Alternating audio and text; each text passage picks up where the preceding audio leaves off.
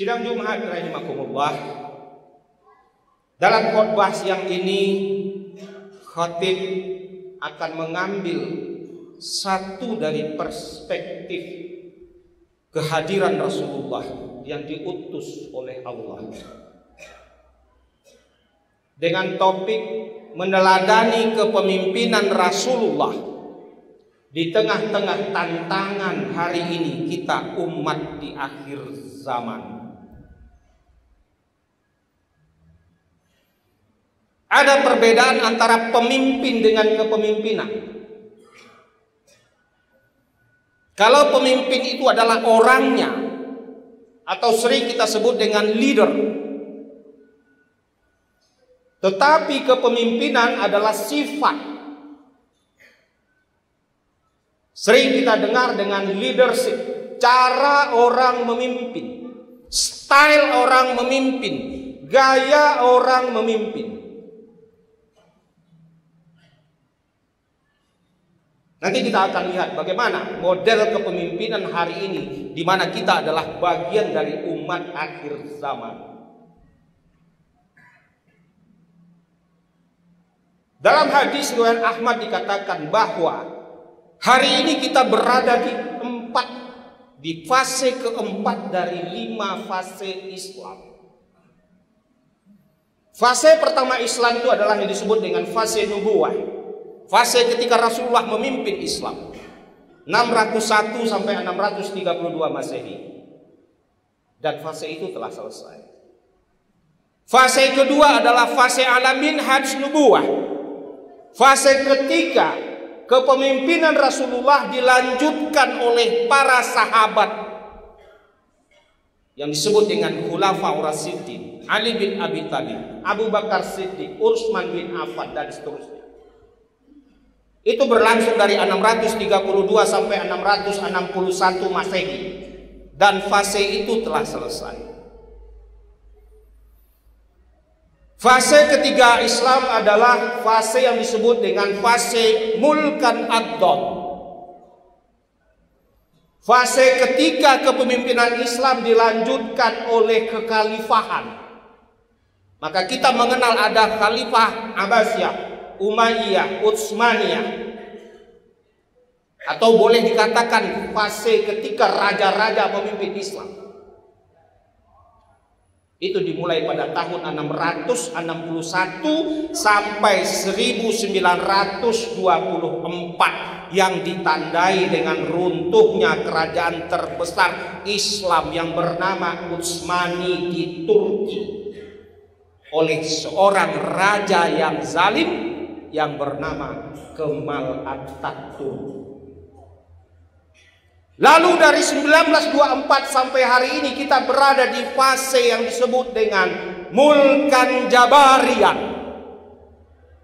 Fase ketika munculnya pemimpin-pemimpin zalim, pemimpin-pemimpin yang tidak amanah, pemimpin-pemimpin yang dusta.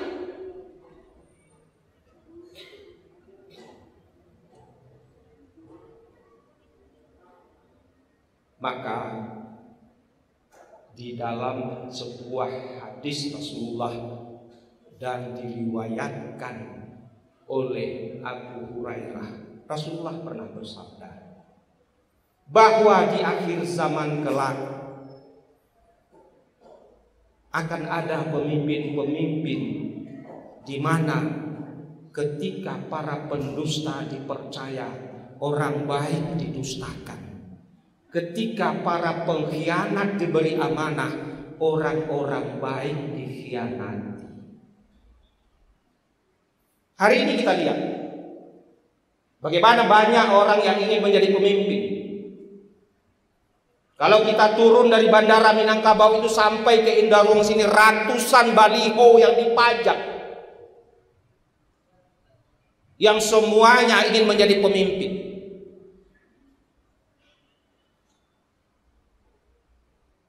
Lalu pertanyaannya, kenapa hari ini kondisi kepemimpinan kita begitu tidak baik, tidak amanah, tidak jujur, bohong, korup? Karena semua tidak mengikuti petunjuk-petunjuk Allah. Padahal telah ditegaskan di dalam surat As-Sajdah ayat ke-24, Allah berfirman, "Wa ja'alna minhum a'immatan yahduna bi amrina lamma sabaru wa kanu bi ayatina yuqinun," kata Allah. Kami jadikan mereka pemimpin. Pemimpin yang bagaimana? Pemimpin yang memberi petunjuk dengan perintah kami, kata Allah.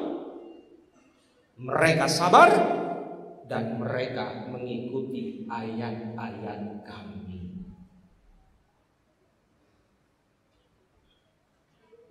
Jamaah rahimakumullah, hasil penelitian dari KPK, 84% pemimpin yang hadir hari ini adalah hasil dari oligarki. Oligarki itu adalah pemodal, cukong, toke. Sehingga keputusan yang dia ambil bukan lagi berpihak kepada rakyat, tetapi dia berpihak kepada orang yang pernah memodalinya.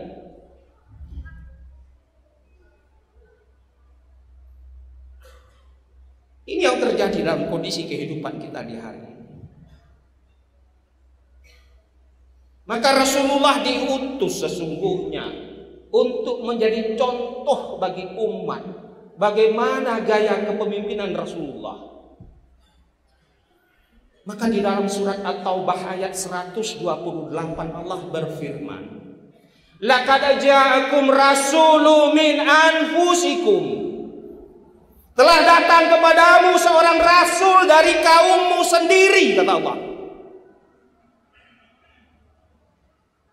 Azizun alaihi ma'anittum.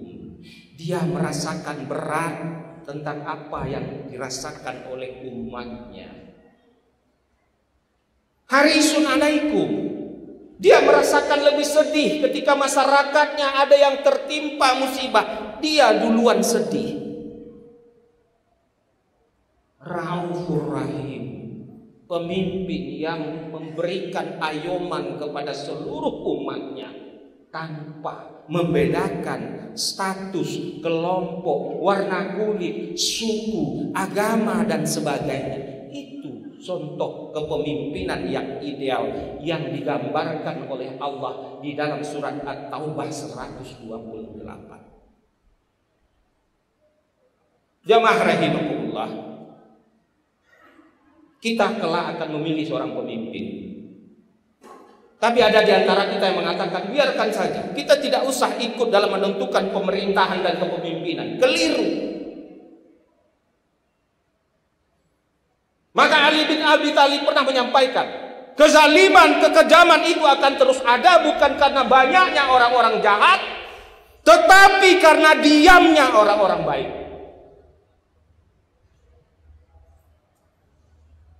Maka Presiden Recep Tayyip Erdogan yang sekarang menjadi presiden Turki juga pernah mengatakan, jika kalian diam, kalian tidak ikut di dalam menentukan politik dan pemerintahan, maka kalian akan dipimpin oleh para penjahat.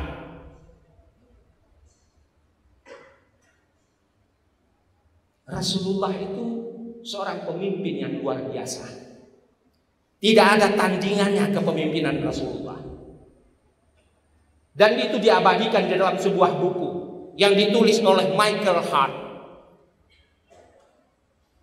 yang berjudul The 100% of the Most Influential in History. 100 tokoh yang berpengaruh dalam sejarah peradaban umat manusia. Buku ini ditulis oleh Michael Hart, seorang peneliti, guru besar di Maryland University, ahli astronomi, peneliti dia, dosen. Dia pernah bekerja di NASA. Seorang Yahudi berkebangsaan Amerika. Dan dia bukan seorang Islam, dia seorang Kristen. Apa yang menjadi parameter dari Michael Hart yang menyatakan bahwa Rasulullah tidak ada tandingannya sampai hari ini? Satu, Rasulullah itu adalah the honest entrepreneur ever had. Seorang pedagang yang amat sangat jujur. Yang kedua yang menjadi parameternya adalah Rasulullah the worst warrior ever had. Seorang panglima perang yang tidak ada tandingannya. Dan yang ketiga yang menjadi parameter dari Michael Hart dalam bukunya itu adalah Rasulullah itu seorang the great statement, seorang pemerintah, seorang kepala negara dan kepala pemerintah yang sangat hebat. Kehebatan Rasulullah ditunjukkan ketika beliau memimpin di tengah-tengah kerusakan umat yang terjadi di Yasrib atau di Madinah ketika itu, di mana hampir setiap hari terjadi pertempuran, terjadi sengketa antara kelompok-kelompok dari kaum Aus dan Yasrib, dari kaum Ansor dan Muhajirin maupun kelompok yang lain, tetapi berhasil disatukan oleh Rasulullah dengan yang disebut Piagam Madinah dan Perjanjian Uhudiyah. Jamaah rahimakumullah, maka nanti ketika kita akan menentukan pilihan kepada pemimpin, pilihlah pemimpin yang dicontohkan oleh Rasulullah, pemimpin yang sidik, pemimpin yang jujur, pemimpin yang amanah, yang satunya kata dengan perbuatan, pemimpin yang tabligh, pemimpin yang menjadi role model, yang mampu menjadi contoh, dan pemimpin yang fatonah, pemimpin yang cerdas, karena pemimpin itu tidak boleh bodoh. Mudah-mudahan kita ke depan akan mendapatkan pemimpin-pemimpin yang betul-betul mengayomi, yang memberikan kesejukan, yang memberikan kebahagiaan kepada seluruh umatnya tanpa membeda-bedakan, dengan mencontoh kepemimpinan Rasulullah. Barakallahu lakum fil Qur'anil azim wa nafa'ani wa iyyakum bima fihi wa dzikril hakim. Taqabbalallahu minna wa minkum tilawatahu innahu huwar ghafurur rahim. Alhamdulillah.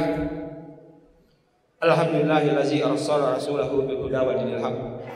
Yusra wa ladini kulli wa kafa billahi shahida.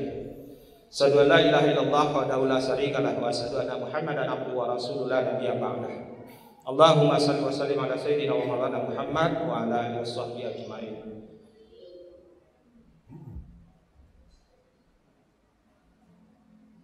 Wa qala ta'ala fil kitabil karim, a'udzubillahi minasyaitonir rajim, ya ayyuhallazina amanu taqullaha haqqa tuqatih wa la tamutunna illa wa antum muslimun.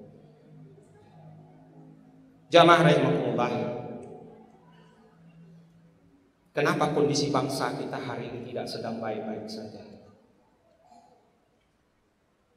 Karena memang hari ini kita dihadapkan dengan apa yang disebut dengan neoliberalisme. Kehidupan yang begitu liberal, termasuk undang-undang kita juga liberal hari ini. Bapak-bapak masih ingat alinea kedua dari pembukaan Undang-Undang Dasar Negara Republik Indonesia tahun 45, masih ingat tidak?